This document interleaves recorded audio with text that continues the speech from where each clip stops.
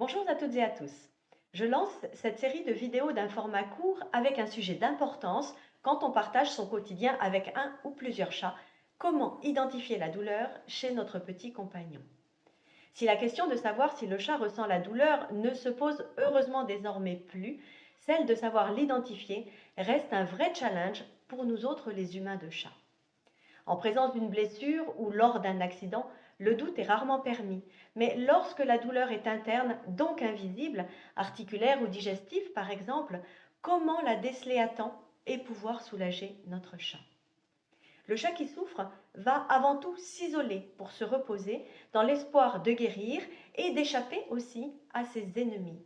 Car le chat, ne l'oublions pas, est certes un prédateur, mais il est également une proie. Et c'est cette particularité qui le conduit souvent, par réflexe de survie, à dissimuler sa douleur pour ne pas être perçu comme vulnérable. C'est ce qui a longtemps fait penser que le chat souffrait moins ou qu'il supportait mieux la douleur et qui a conduit à négliger cette dernière, voire même à l'ignorer pendant de trop nombreuses années. Il me semble donc essentiel de vous partager les informations qui doivent vous alerter pour éviter à votre petit compagnon de souffrir en silence.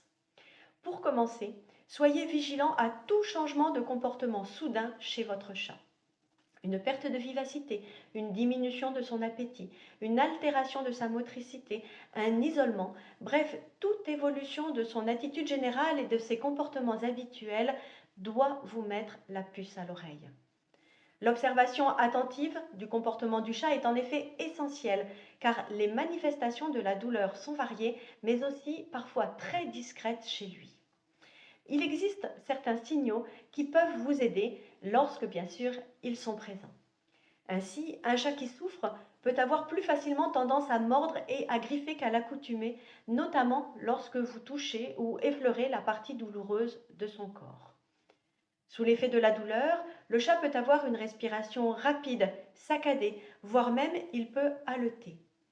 Le chat ronronne également lorsqu'il est en état de stress ou qu'il souffre pour s'auto-apaiser, car le ronronnement du chat permettrait de libérer des endorphines aux propriétés analgésiques. Pour différencier un ronronnement de bien-être d'un ronronnement de mal-être, il est important d'observer le contexte et le langage corporel du chat en complément. Dans une grande majorité des cas, le chat en souffrance s'alimente moins, voire plus du tout, ce qui peut avoir des répercussions digestives notamment. La douleur peut conduire le chat à adopter des postures inhabituelles ou à devenir apathique pour se soulager. Cette dernière, la douleur donc, peut avoir des répercussions également sur une bonne utilisation de la litière. Le chat peut se mettre à se lécher ou à se gratter de manière excessive sur la zone qui est douloureuse. Suite aux études menées sur l'utilisation des expressions faciales pour reconnaître et quantifier la douleur chez les patients humains incapables de s'exprimer verbalement, tels que les nouveau-nés ou les patients atteints de déficience verbale ou cognitive, des travaux ont été menés sur les animaux et très récemment sur le chat, grâce à Marina Evangelista et à Paolo Stigl de l'Université de Montréal. Leurs travaux ont permis de mettre également en avant les changements notables d'expression chez le chat qui ressent de la douleur et l'importance notamment de la position des oreilles, de la fermeture des yeux, de la tension du museau, de la position des moustaches et de la position de la tête par rapport aux épaules. Ces travaux ont donc conduit à l'établissement d'une échelle d'expression faciale de la douleur féline qui correspond à une grille d'évaluation simple qui se concentre sur les 5 zones faciales que je viens de vous détailler. Cette échelle considère une action comme étant absente et donne alors un score de 0, ou alors une action comme étant partiellement présente, le score est alors de 1, ou totalement présente et le score est alors de 2. Plus la note totale s'approche de 10, plus la douleur de l'animal est considérée comme étant aiguë. L'utilisateur qui remplit la grille évalue donc si le chat a les oreilles tournées vers l'avant, légèrement écartées ou rabattues latéralement. Il note également si ses yeux sont ouverts, partiellement fermés ou fermés. Le museau est un petit peu plus difficile à observer.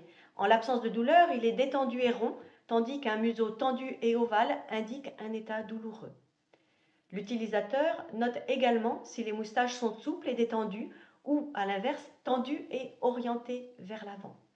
Enfin, il note si la tête du chat est soulevée ou si elle a tendance à s'enfoncer entre ses épaules.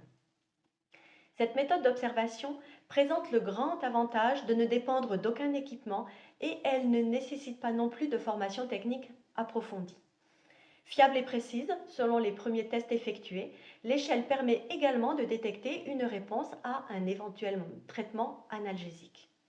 Par contre, bien sûr, cette échelle ne permet pas d'identifier la cause de la douleur et il est donc toujours indispensable de se rapprocher de son vétérinaire en cas de suspicion de douleur chez son chat. Vous trouverez le lien vers cet outil désormais disponible sous forme d'application ainsi que vers les fiches d'observation dans le descriptif de cette vidéo.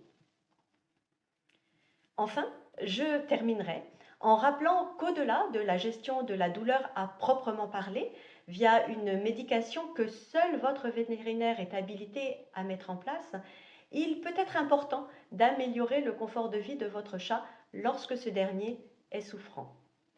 Améliorer le confort de vie est intimement dépendant de votre chat, de sa pathologie, de son environnement de vie également, mais cela peut consister notamment à sécuriser son environnement, c'est-à-dire à veiller à ce que le sol ne soit pas glissant, à ce que les couchages, les gamelles et les litières restent accessibles.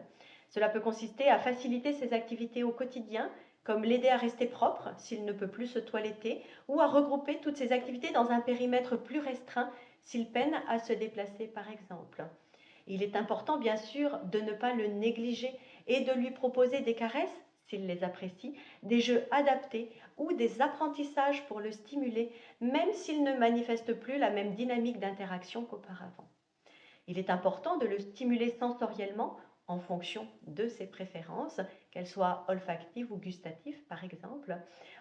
Il est essentiel également de garantir son confort en termes de température et d'environnement apaisant.